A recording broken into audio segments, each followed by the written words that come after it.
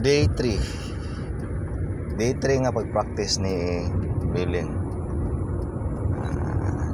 Kabot na mi og primera, segunda, tercera, and cuarta. Okay. Ang speed niya kay miabot na siya og 50, almost 60.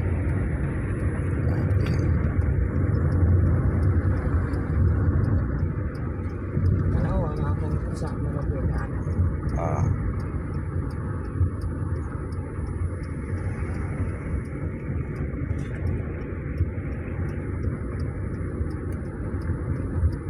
Okay, hinay-hinay og clutch ka niya, brake.